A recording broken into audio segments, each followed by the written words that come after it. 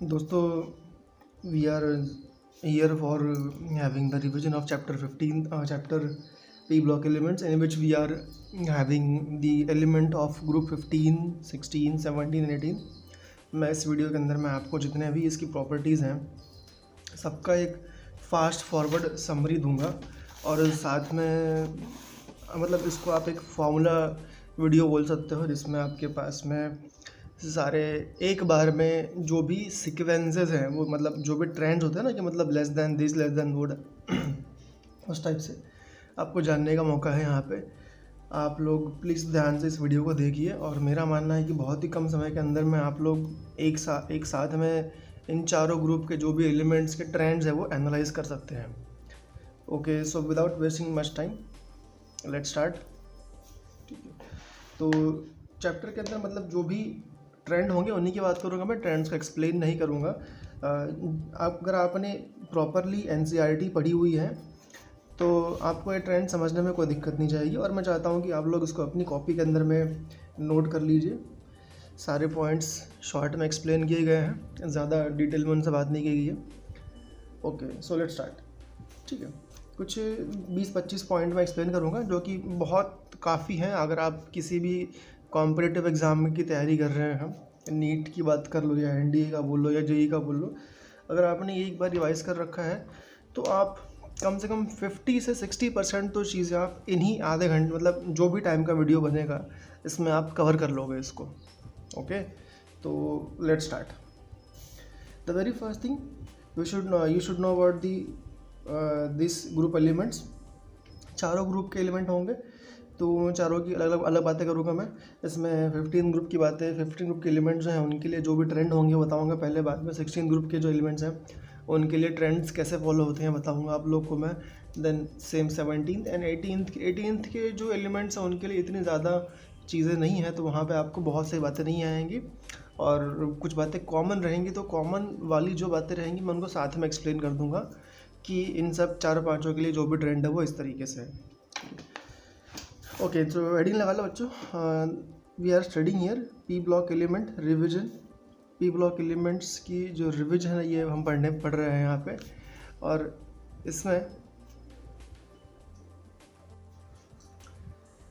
इसमें जो है एलिमेंट ग्रुप नंबर 15 से लेकर 18 के बीच में जो ग्रुप है इनके बारे में हम चारों ग्रुप के एलिमेंट जो है मैं आपको चारों साथ में कवर करा दूंगा इसी वीडियो के अंदर में। That's why it's very important video for this guys, जो जिनका पे एग्ज़ाम सामने आ रहा है अभी उनके लिए बहुत इंपॉर्टेंट है।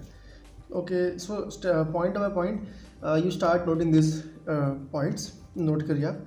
The very first point you should know that कि इसका इलेक्ट्रॉनिक कॉन्फ़िगरेशन जो इस ग्रुप का होता है ये सबसे पहले पता होना चाहिए आपको कि electronic configuration of this P block element is NH2 NP 3 से लेके 6 के बीच में होगा।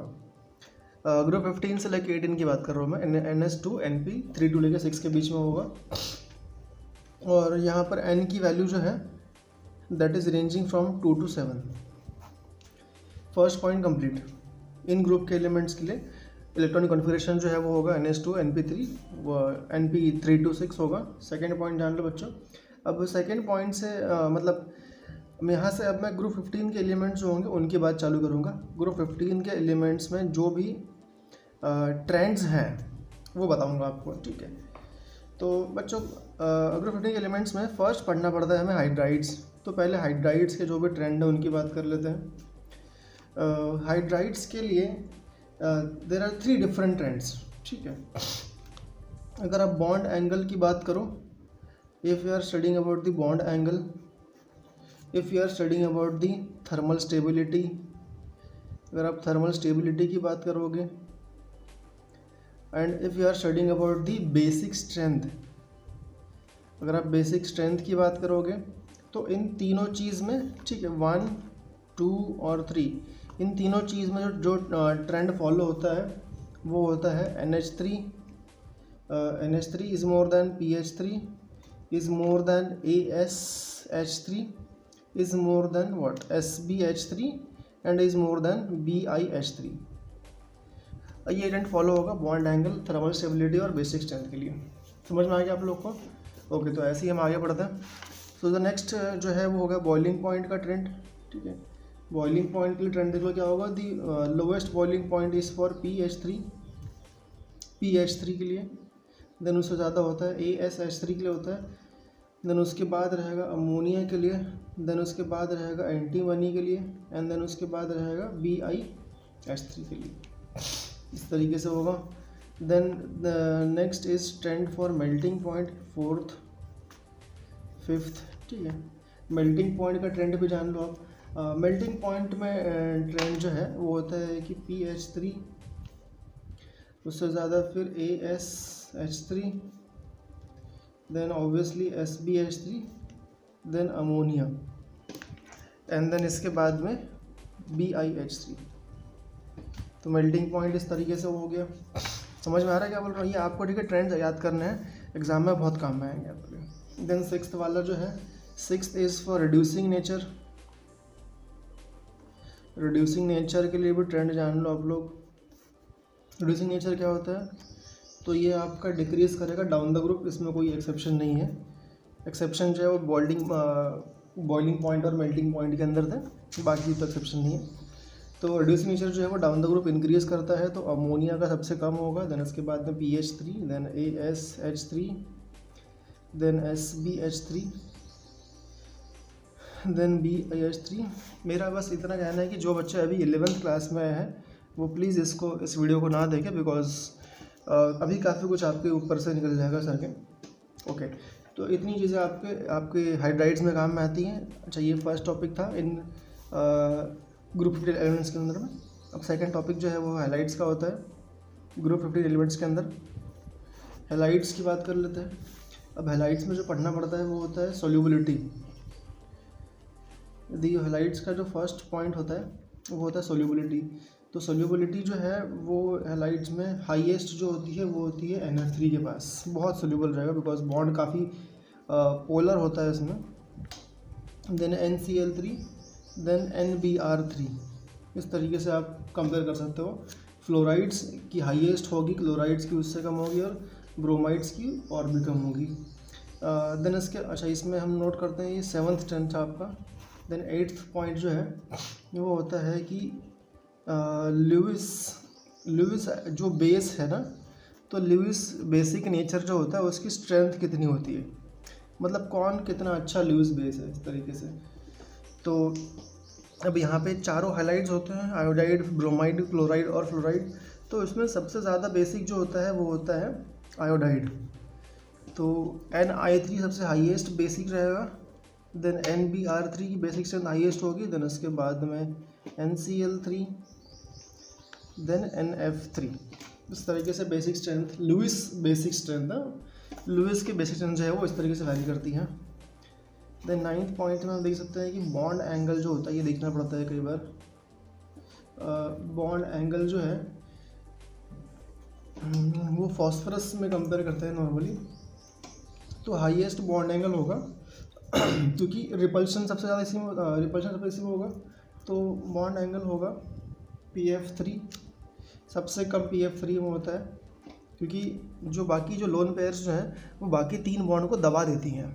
ठीक है, तो इस तरीके से PF3, PCl3 और PBr3 में सबसे थोड़ा बड़ा एंगल रहेगा, and highest angle is in PI3, क्योंकि वहाँ पे लोन पेयर इतनी ज़्यादा नहीं रहती हैं। Then you have the 10th order, एक बार देख लेते हैं। 10th ऑर्डर होता है कि लुईस एसिडिक स्ट्रेंथ की बात करते हैं। तो लुईस एसिड स्ट्रेंथ में, जब लुईस एसिड स्ट्रेंथ की हम बात करेंगे तो यहाँ पर आप फॉस्फरस के ट्राइक्लोराइड्स को कंपेयर कर देते हो। सो लाइक PCl3 जो है, PCl3 का हाईएस्ट रहेगा AsCl3, and then as compare to SbCl3। इस 3 का कंपेरिजन अवेलेबल है हमारे पास में। कितने एसिडिक होते हैं, एसिडिक यानी क्या होता है कि कितने इलेक्ट्रॉन की पेयर्स को एक्सेप्ट कर सकते हैं या इलेक्ट्रॉन्स को एक्सेप्ट कर सकते हैं, that is the Lewis acid strength. तो ये 3 एलिमेंट्स के बारे में, मतलब ये ग्रुप के एलिमेंट्स हैं उनके बारे में ऐसा ट्रेंड होता है। अब मान लो कि मेरे पास एक ही फॉस्फरस के एलिमेंट है और उससे चारों हैलाइड के, हैलोजन के आइटम अगर कंबाइन कर रखे हैं, तो उसके लिए भी एक ट्रेंड होता है बच्चों, दैट इज़ कि PF3 is the highest acidic, electron accept कर सकता है highest, and then PCl3, then PBr3 and then PI3। ये ट्रेंड रहेगा लुईस एसिड का फॉर डिफरेंट हेलोजन एटम। तो ये 10 ट्रेंड देख लिया हमने। देन इसके बाद ऑक्साइड्स होते हैं कुछ, ठीक है। ऑक्साइड्स के लिए मैं आपको एक टेबल बना के दिखाऊंगा, वो टेबल ठीक है आपने समझ लेना है। तो जो भी एलिमेंट्स यहाँ पे एग्जिस्ट करते हैं, they form the oxides of 3 different kind. 3 different kind के ऑक्साइड्स ये फॉर्म करते हैं। कौन से वाले? एक तो H2O3 फॉर्म करते हैं, देन H2O4 फॉर्म करते हैं, and then they form H2O5 also. तो ऑक्साइड्स 3 टाइप के फॉर्म करते हैं। एक होता है कि you can say H2O3 form करते हैं, H2O4 फॉर्म करते हैं और H2O5 फॉर्म करते हैं। अब तीनों का जो स्ट्रेंथ जो है वो आपको बताऊंगा। देखो, एक टेबल निकालना पड़ेगा आपको। इसके लिए कॉपी के अंदर में अपने एक टेबल निकालिए जहाँ पर वर्टिकल में 5 कॉलम होंगे। पहले 5 छोटे कॉलम निकालिए, एक मतलब जिसमें 1 2 3 वैल्यूज़ आ सके, इस तरीके से ऐसे 5 कॉलम निकालिए। दूसरा कॉलम, तीसरा कॉलम, चौथा कॉलम, 5वां कॉलम, ऐसे 5 कॉलम निकाल लीजिए आप लोग। अब इसमें सारे ऑक्साइड्स नोट कर लीजिए। देखो, ऑक्साइड्स ऑफ नाइट्रोजन कौन से होंगे? N2O3, ठीक है। N2O4 भी एग्जिस्ट करता है और N2O5 भी एग्जिस्ट करता है, ओके। अब बाकी के भी जो है ऑक्साइड नोट कर लीजिए आप फटाफट। तो P2O3, P2O4, थोड़ा सा वीडियो शायद फास्ट करना चाहूँगा यहाँ पे, एंड देन इज AS2O3, नाना पापा आशीष सब बीमार, Bi2O3, ठीक है। इस तरीके से ऑक्साइड्स जो है, ये वीडियो आपके लिए बहुत ज़्यादा काम में आएगा बच्चों, तो प्लीज़ ध्यान से इसको देखिए और प्रॉपरली नोट्स निकाल लीजिए, तब जाके इसको बनाने का जो मकसद है वो पूरा हो सकता है। अदरवाइज़ अगर आप देख के निकल जाएंगे तो ज़्यादा मज़ा नहीं आएगा इसमें, ओके। तो Bi2O5, ठीक है। ये आपके ऑक्साइड्स तैयार हो गए। अब यहाँ पे 2 बातें कंपेयर करनी पड़ती हैं यहाँ पे कि एसिडिक नेचर कैसे वैरी करता है इसमें।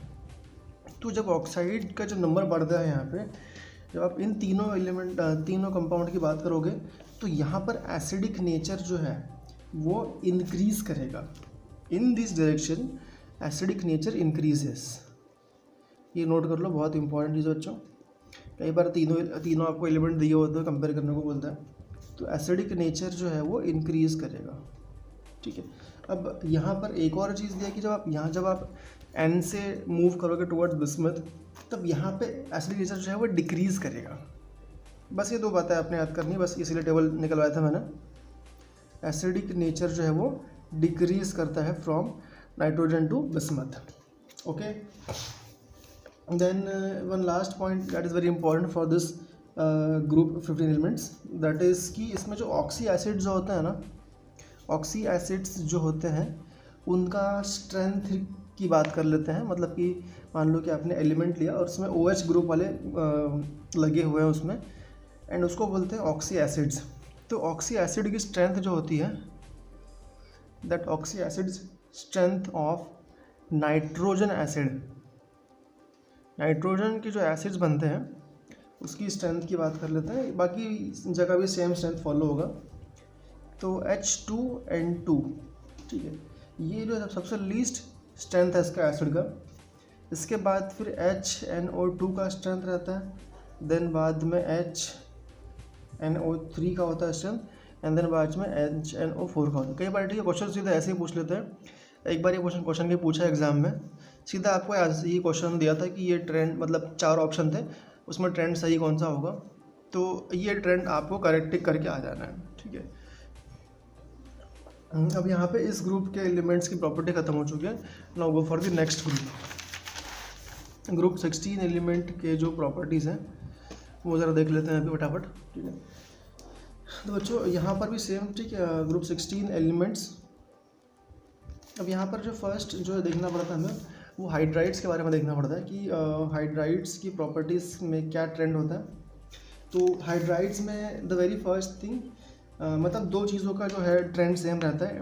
एक तो बॉन्ड एंगल का, या आप देखना हमेशा कि बॉन्ड एंगल का और थर्मल स्टेबिलिटी जो है, ठीक है, बॉन्ड एंगल और थर्मल स्टेबिलिटी, इन दोनों का जो ट्रेंड है वो सेम होगा हमेशा। दोनों का ट्रेंड क्या होता है? तो दोनों का ट्रेंड होता है कि हाइड्राइड्स की बात कर रहा हूँ मैं, ठीक है। अगर आपको एलिमेंट्स अगर याद ना हो तो ठीक है, नोट कर लो कहीं पे। ओ से टेपो, ऑक्सीजन, सल्फर, सेलेनियम, टेलरियम और पोलोनियम, ठीक है। तो हाइड्राइड्स क्या होंगे, इसमें एच लगाना पड़ेगा आपको, और क्योंकि सबकी वैलेंसी यहाँ पे 2 होती है तो वो H2O मतलब इस तरीके से फॉर्म करेंगे कि H2X, और X की जगह पे आपका एलिमेंट रहेगा। तो H2O की हाईएस्ट बॉन्ड एंगल रहेगा बिकॉज उतनी नेगेटिविटी होती है इसमें। देन H2O के बाद में H2S का, देन उसके बाद में H2SE का, देन बाद में H2TE का। तो ये ट्रेंड होता है दो चीज़ों का, बॉन्ड एंगल का और थर्मल स्टेबिलिटी का। देन इसके बाद में एक ट्रेंड और पढ़ना पड़ता है बच्चों आपको, that trend is called as volatility, ठीक है। अब इसका ट्रेंड क्या होता है, तो यहाँ पर सबसे ज़्यादा, यहाँ पर एक्सेप्शन रहेगा बच्चों, कुछ ध्यान से आपको याद करना है इसको। There is some exception. H2S का यहाँ पे हाईएस्ट ट्रेंड होगा, हाईएस्ट क्या बोलते हैं स्ट्रेंथ है वोलेटिलिटी का। H2S then less than is more than H2SE is more than H2TE is more than H2O। तो H2O जो है सबसे वो लीस्ट वोलेटाइल कंपाउंड है, एंड उसके बाद में H2O सबसे हाईएस्ट वोलेटाइल कंपाउंड है पूरे ग्रुप के अंदर में। देन फोर्थ पॉइंट जो आपको समझना है वो होता है कि एसिडिक स्ट्रेंथ की बात कर लेते हैं। एंड एसिडिक स्ट्रेंथ का और एक और चीज़ का जो नेचर क्या बोलते हैं स्ट्रेंथ जो है वो सेम होता है, that is of reducing nature. तो रिड्यूसिंग नेचर जो है इनका ट्रेंड, दोनों का ट्रेंड सेम होता है, और ये ट्रेंड होता है कि H2O सबसे लीस्ट एसिडिक होता है। H2O लीस्ट एसिडिक है, जैसे डाउन द ग्रुप जाओगे वैसे बढ़ेगा। तो H2O less than H2S, less than H2SE, less than H2TE, okay. तो ये ट्रेंड इस तरीके से होता है। देन सिक्स्थ वाला जान लो। अच्छा सिक्स्थ में, अच्छा इसके बाद में ये हाइड्राइड्स के बारे में इतने ही पॉइंट्स हैं। सिक्स्थ के बाद जो पॉइंट रहेंगे वो सारे पॉइंट्स हैलाइड्स के होंगे, ठीक है। तो हैलाइड्स के बारे में क्या पॉइंट होता है कि हैलाइड्स का सबसे, हाइलाइट में सिर्फ एक ही पॉइंट होता है, बाकी पॉइंट कोई इतना इंपॉर्टेंट नहीं है यहाँ पे, सिर्फ स्टेबिलिटी का पॉइंट जान लो आप लोग। दी स्टेबिलिटी इन हैलाइड्स इज, एक तो SF6 जो है ये हाईएस्ट स्टेबल रहता है। इसके बाद में SEF, मतलब इसके बाद में फिर जो है मतलब उससे कम होते रहेंगे, तो SEF6 उससे कम स्टेबल रहेगा, एंड देन TEF6 उससे और कम रहेगा स्टेबल। हैलाइड्स की बात कर ली, देन बाद में ऑक्साइड्स की बात कर लेते हैं। ऑक्साइड्स देख लेते हैं ज़रा एक बार। तो ऑक्साइड्स में कुछ पॉइंट आपको देखने पड़ते हैं बच्चों, जैसे कि ये 7 पॉइंट था हमारा। In oxide you want to know about the acidic nature. Acidic nature की बात कर लेते हैं। तो SO2 जो होता है ये आपका हाईएस्ट एसिडिक रहता है। तो ट्रेंड जो है वो डिक्रीज़ करेगा down the group. SO2 is the highest, then SeO2, then TeO2 उससे कम एसिडिक, देन सबसे कम एसिडिक जो है वो POO2 रहेगा। अब मान लो अगर ट्राईऑक्साइड की बात करें तो वहाँ पर ट्रेंड क्या फॉलो होता है, तो वहाँ पर ट्रेंड फॉलो होगा आपका कि SO3 जो है हाईएस्ट एसिडिक है again, then again SeO3 highest उससे कम रहेगा, then less than that is TeO3। तो इस तरीके से ये होता है। अब नो ये समझ में आएगा आप लोग को। अब यहाँ पर देखते हैं next point from the same oxides के बारे में, ठीक है। अब यहाँ पे क्या होता है कि the order of strength of, इसको इस तरीके से नोट कर लो कि order of strength of oxy acids, ठीक है, oxy acids of lower oxidation state, of lower oxidation state, मतलब कि जहाँ पर ये देखो एक तो +4 शो करते हैं, ठीक है। +4 में जो ऑर्डर है वो ऑर्डर होता है बच्चों की H2TeO3 सबसे कम एसिडिक रहेगा, एंड देन उसके बाद में H2SeO3, देन उसके बाद में H2SO3। ये सिर्फ मतलब जो लोअर स्टेट जो होती है उसकी बात कर रहे हैं। अब अगर सेम अगर आप जो है मान लो सेम चीज़ जो है अगर आप हायर ऑक्सीडेशन स्टेट की बात करोगे, इन दी हायर ऑक्सीडेशन स्टेट मतलब जहाँ पर ये +6 की स्टेट में एग्जिस्ट करते हैं, तो यहाँ पर भी सेम होगा, बस यहाँ पे T जो है वो नीचे मतलब ऑलमोस्ट एक्जैक्टली सेम आएगा। तो यहाँ पे सिर्फ 4 हो जाएंगे atoms. H2Te4 is less than H2SeO4 is less than H2SoO4। तो ये ऑक्साइड्स के बारे में बातें हो गई, ये ट्रेंड फॉलो होता है इस तरीके से। तो ये सिर्फ इतनी ही बातें इंपॉर्टेंट है ग्रुप 16 के एलिमेंट्स में, बाकी तो आपको मतलब बहुत सी बातें आएंगी, but these are the important trends. ये ट्रेंड्स बहुत इंपॉर्टेंट है। Okay, now the next is अभी ग्रुप 17 एलिमेंट्स की बात कर लेते हैं। The more number of facts are present in the 15 group elements, वहाँ पर बहुत ज़्यादा फैक्ट आपके पास में अवेलेबल थे। नाउ ग्रुप 17 एलिमेंट्स की बात करते हैं। अच्छा, ग्रुप 17 में काफ़ी मतलब बहुत से फैक्ट आने वाले हैं आपके पास में। सो ग्रुप 17 एलिमेंट्स हैं। फर्स्ट जो आपने जानना है वो जानना है कि द ऑक्सीडाइजिंग पावर मतलब इलेक्ट्रॉन को निकाल देने की पावर जो है वो कैसे वैरी करती है। ऑब्वियस सी बात है, कौन निकालेगा हाईएस्ट, जो मोस्ट नेगेटिव होगा वो। तो F2 is more than Cl2 is more than Br2 is more than I2। ये ऑक्सीडाइजिंग पावर का ये ऑर्डर रहेगा। The second which is important to know is bond energy. ठीक है, बॉन्ड एनर्जी जो है ये बच्चों बहुत ज़्यादा इंपॉर्टेंट है, इसमें कुछ एक्सेप्शन भी आते हैं। तो यहाँ पर टेंड होगा कि Cl2 की हाईएस्ट बॉन्ड एनर्जी होती है, then Br2, then F2 and then I2। Least I2 का होता है। फ्लोरीन का यहाँ पे कम क्यों रहता है कि उसके पीछे एक रीज़न होता है कि फ्लोरीन के पास इलेक्ट्रॉन्स तो बहुत सारे हैं, वो चाहता भी है, लेकिन फ्लोरीन के पास इलेक्ट्रॉन्स इतने ज़्यादा हो गए हैं कि उसका वॉल्यूम बहुत कम हो गया है, और अब वो इलेक्ट्रॉन्स इतने पास में आ चुके हैं कि वहाँ पे रिपल्शंस भी चालू हो गए, इसीलिए उसके बॉन्ड को तोड़ना थोड़ा सा ईजी होता है as compare to chlorine. Chlorine के पास इलेक्ट्रॉन्स भी ज़्यादा है लेकिन उसका एरिया भी बहुत ज़्यादा है। सो सिंस फ्लोरीन के अंदर में there is large electron density, electron बहुत ज़्यादा हो गए हैं और आसपास में हो गए हैं, इसलिए उसकी बॉन्ड एनर्जी जो है वो ब्रोमीन के बाद में आती है। Then the next trend which you should know is electron gain enthalpy. अब इसमें जो ट्रेंड फॉलो होता है वो होता है कि सबसे हाईएस्ट इलेक्ट्रॉन एंथैल्पी जो है वो क्लोरीन की होती है, देन उसके बाद फ्लोरीन की होती है, देन उसके बाद ब्रोमीन की होती है, देन सबसे लेस्ट आयोडीन की होती है। दोनों कंडीशन केसेस में रीज़न सेम होगा because of the high electron density. Now इसके बाद में आपको पढ़ना पड़ता है कि हाइड्रोजन हैलाइड्स, मतलब जिसको आपने HX के नाम से कई बार सुना होगा कि अगर आप हाइड्रोजन को रिएक्ट करोगे इससे हैलोजन से तो HX वाला कंपाउंड फॉर्म करता है वो, तो इसकी प्रॉपर्टीज़ पढ़नी पड़ती है आपने। तो नंबर 4 के बाद से उसकी प्रॉपर्टीज आएंगी आपके पास में। तो इसमें पहले तो बॉइलिंग पॉइंट और मेल्टिंग पॉइंट की बात कर लेते हैं। दोनों का ऑर्डर जो है वो होता है HF का हाईएस्ट रहेगा बॉइलिंग मेल्टिंग पॉइंट, उसके बाद फिर HI का होता है, देन उसके बाद में HBr का होता है, देन बाद में HCl का होता है। ठीक है, ओके। तो इसका रीज़न क्या होता है, तो इसका रीज़न होता है कि हाइड्रोजन बॉन्डिंग प्रेजेंट होती है HF के अंदर में। फ्लोरीन, ऑक्सीजन और नाइट्रोजन 3 एलिमेंट जो है वो हाइड्रोजन बॉन्डिंग शो करते हैं बहुत ज़्यादा, सो देयरफॉर इसका बॉइलिंग मेल्टिंग पॉइंट बहुत बढ़ जाता है, रीज़न उसका वो होता है। फिफ्थ पॉइंट जो होता है वो होता है, अच्छा यहाँ फिफ्थ पॉइंट में 3 पॉइंट में कंबाइंड करके दिखाता हूँ आप लोग को। देखो, अगर डाइपोल मोमेंट की बात करे कोई डाइपोल मोमेंट की बात कर ले कभी और 6th 7th 8th, ठीक है, तीनों का ऑर्डर सेम होता है। और बॉन्ड डिसोसिएशन एनर्जी की बात कर रहे बॉन्ड डिसोसिएशन एनर्जी की बात करे कभी और उसके बाद में थर्मल स्टेबिलिटी की बात कर ले, तो तीनों का ऑर्डर ऑब्वियसली सेम आएगा।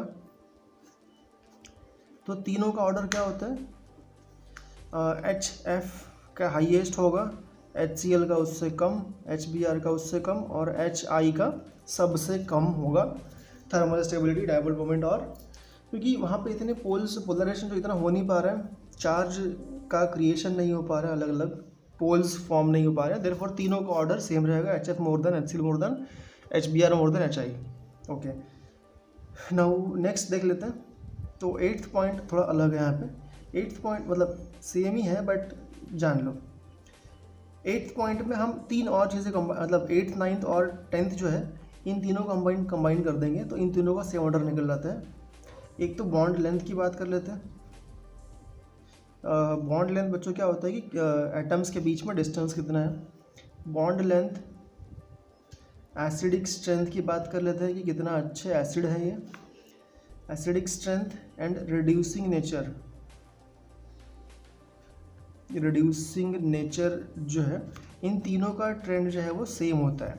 और ये ट्रेंड क्या होगा, तो ये ट्रेंड होगा कि HF का सबसे कम है HF की एसिडिटी, देन HCl, देन बाद में HBr, देन बाद में HI। इस तरीके से तीनों का ट्रेंड सेम रहेगा 8, 9, 10th पॉइंट का। अब इतने हो गए HX, ये बातें HX के लिए काम में आती है। अब इसमें और पॉइंट नहीं पूछते, मैंने आगे 8 पॉइंट कंपेयर कर दिए, boiling point, melting point, dipole moment, bond dissociation energy, thermal stability, bond length, acidic strength, reducing nature, सब कंपेयर कर दिए। अब इसके बाद में आते हैं ऑक्सी एसिड्स जो होते हैं हैलोजन के, ऑक्सी एसिड्स ऑफ हैलोजन दिख रहा है कैमरे में क्या? हाँ ओके ठीक है, थोड़ा ऊपर करना पड़ेगा। ऑक्सी एसिड्स ऑफ हैलोजन जो है ये आएंगे इसके बाद। अब ये ऑक्सी एसिड्स में there are lots of thing, ठीक है। तो इसमें 11th पॉइंट जान लो। देखो 11th क्या करता है कि एसिडिक स्ट्रेंथ की बात करता है। अब बच्चों क्या होता है कि ऑक्सी एसिड्स बहुत टाइप के होते हैं, ठीक है, मतलब उसमें ऑक्सीडेशन स्टेट जो है वो अलग अलग हो जाती है। तो फर्स्ट पॉइंट एसिडिक स्ट्रेंथ की बात करता है ऑफ द ऑक्सी एसिड्स। तो फर्स्ट वाला पॉइंट नोट कर लो इसमें कि HClO, ये एक क्लोरीन का ऑक्सी एसिड है, मतलब यहाँ पे OH जुड़ गया है। एंड अब यहाँ पे HClO2 का स्ट्रेंथ इससे ज़्यादा होगा, एसिडिक स्ट्रेंथ की बात कर रहा हूँ, ठीक है। देन HClO3 का इससे और ज़्यादा होगा एसिडिक स्ट्रेंथ। देन हाईएस्ट होगा HClO4 का। अब मान लो अलग अलग एलिमेंट की बात कर लेते हैं। मान लो क्लोरीन की बात करते हैं, तो क्लोरीन का सबसे हाईएस्ट रहता है एसिडिक स्ट्रेंथ, यहाँ पे लीस्ट था HClO का, लेकिन कई बार इसको मतलब HClO बोलते हैं, कई बार इसको HOCl बोलते हैं। तो HClO बोल लो या फिर HOCl बोल लो, एक ही बात है। तो HClO का हाईएस्ट रहेगा, देन बाद में HOBr का, देन बाद में HOI का। तो हाईएस्ट फॉर HClO और you can write like HOCl कर दो, कोई दिक्कत नहीं, एक ही बात है। ट्रेंड ऐसा होगा, ठीक है, highest is for HClO, then बाद में HOBr, देन HOI, ये ट्रेंड रहेगा। अब मान लो कि यहाँ पे 3 आइटम की बात कर लेते हैं, तो in case of 3 item also it is same. HClO3 का हाईएस्ट रहेगा, देन बाद में HBrO3 का उससे कम, then least is for HiO3। And same जो ऑर्डर है वो होता है 4 आइटम के लिए also. HClO4 is more than HBrO4 is more than HiO4। तो ये एक हो गया इसका ऑर्डर ऑफ एसिडिक स्ट्रेंथ, ठीक है। एसिडिक स्ट्रेंथ के बारे में ये ऑर्डर फॉलो होता है। This is very important guys, please ध्यान से नोट करो इसको। Okay, then there are some more facts for this oxy acids which we will see. अच्छा, अब यहाँ पर क्या होता है ना कि there is one more point called as oxidising power. Electrons remove करवा लेने की पावर जो होती है आगे वाले से, ये भी हमें कंपेयर करनी पड़ती है दिस ऑक्सी एसिड्स के लिए। तो बच्चों ये जो है ना, ये भी मतलब डिक्रीज होते जाएगी with the as much the number of oxygen goes on increasing. तो ये हाईएस्ट पावर होती है HClO के पास, देन इससे कम हो जाती है HClO2 से, मतलब HCl2 कम हो जाती है, देन HClO3 में और कम हो जाती है, and it is least for the HClO4, ठीक है, इस तरीके से कम रहेगा। सॉरी, अब मान लो अगर मैं हैलोजन चेंज कर दूं तो क्या होगा, तो HClO3 के पास में हाईएस्ट रहती है, ऑब्वियसली क्लोरीन इजीली निकल पाएगा इलेक्ट्रॉन्स को, देन HBrO3 के पास में उससे कम, एंड देन HiO3 के पास में और कम होती है। और जो इसका नाम एक बार जान लो आप, इसको हम बोलते हैं halic acid. This are called as halic acids, मतलब कोई भी bromic acid, chloric acid, iodic acid, ऐसे नाम रहेंगे इसके। एंड अगर आप एटम अगर 4 कर दो यहाँ पे ऑक्सीजन के, तो वहाँ पर ट्रेंड जो है वो और डिक्रीज़ करेगा, मतलब क्लोरीन का हाईएस्ट रहेगा oxidising power, then HBrO4, then HiO4, बच्चों इसका नाम भी याद कर लो कि इसको बोलते हैं पर हैलिक एसिड, पर क्लोरिक एसिड, मतलब ठीक है, पर ब्रोमिक एसिड, ठीक है, ऐसे नाम रहते हैं इसके। तो ये 10 रहेगा इसका, समझ में आ गया आपको। तो इतने आपके पास में फैक्ट्स थे ऑक्सी एसिड्स के लिए। अच्छा, और 2 फैक्ट्स याद कर लो, इम्पॉर्टेंट है काफ़ी। कितने, 10 11 हो गए थे, ये 12 और 13 14, ठीक है। अब ऑर्डर ऑफ इलेक्ट्रॉन एफिनिटी जो होता है बच्चों, इलेक्ट्रॉन एफिनिटी होता है इलेक्ट्रॉन को गेन करने की जो पावर है, इलेक्ट्रॉन एफिनिटी का ऑर्डर जो है ये होता है हाईएस्ट। यहाँ पे एक्सेप्शन आता है, तो कि फ्लोरीन जो है, जो सबसे हाईएस्ट होना चाहिए था, वो आयोडीन के बाद में आता है। क्यों? तो सेम रीज़न, बिकॉज की वॉल्यूम बहुत कम है और इलेक्ट्रॉन बहुत ज़्यादा हो चुके हैं उसके पास में। देन दी ऑब्वियसली ये ऑर्डर आपको याद होगा ही शायद से पहले से, बट फिर भी एक बार एक्सप्लेन कर देता हूँ। दी ऑर्डर ऑफ इलेक्ट्रोनेगेटिविटी, इलेक्ट्रोनेगेटिविटी का जो ऑर्डर है ये होता है, ये तो बहुत कॉमन है, iodine is less than bromine, is less than chlorine, is less than fluorine. तो फ्लोरीन का हाईएस्ट रहेगा इसमें। तो ये ऑर्डर थे आपके ग्रुप 17 एलिमेंट्स के, पूरे ख़त्म हो गए ऑर्डर। नाउ इसके बाद में ग्रुप 18 की बात करते हैं। ग्रुप 18 में बहुत ज़्यादा ऑर्डर है ही नहीं, तो मेरे ख्याल से एक दिन में ख़त्म हो जाएगा। So I will wrap up after this, ख़त्म कर देंगे इसको। तो इसमें 4-5 ऑर्डर का मैं एक बार ठीक है लिखाता हूँ, उन सब का सेम रहेगा। देखो, मान लो कि एक मेल्टिंग पॉइंट की बात कर लेते हैं। मेल्टिंग पॉइंट्स का ऑर्डर, बॉइलिंग पॉइंट का ऑर्डर जो है वो। देन बच्चों यहाँ पे एक पॉइंट आता है, it is called as ease of liquefaction.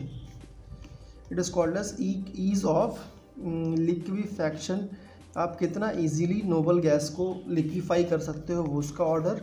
Then बाद में सोल्यूबिलिटी का ऑर्डर, कि नोबल गैस कितनी अच्छी सोल्यूबल है। देन उसके बाद में 5th जो है वो एड्जॉर्प्शन का ऑर्डर, एड्जॉर्प्शन का ऑर्डर। देन 6th वाला जो है पोलराइजेबिलिटी का ऑर्डर, ठीक है। तो ये सारे ऑर्डर जो है ये सेम होंगे, इनका ऑर्डर मैं देने वाला हूँ आपको भी कुछ देर में। तो melting point, boiling point, ease of liquefaction, solubility, adsorption और पोलराइजेबिलिटी, सबका ऑर्डर जो है वो सेम होता है। And that order is helium is less than neon, is less than argon, is less than krypton, is less than xenon. Okay, radon जो है वो एक रेडिएशन एक्टिव एलिमेंट है, सो देयरफॉर उसकी प्रॉपर्टीज हम स्टडी नहीं करते कभी।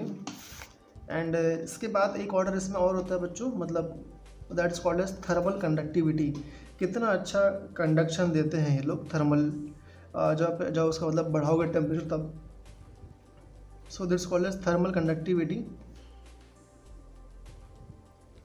थर्मल कंडक्टिविटी का ऑर्डर जो होता है ये होता है कि helium is more than neon, is more than argon, is more than krypton, is more than xenon.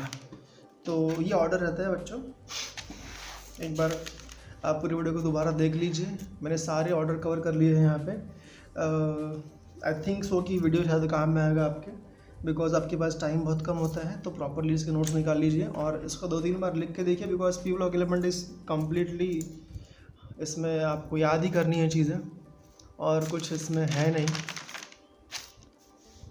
Okay, so guys, thank you so much, have a nice day. Okay friends, bye.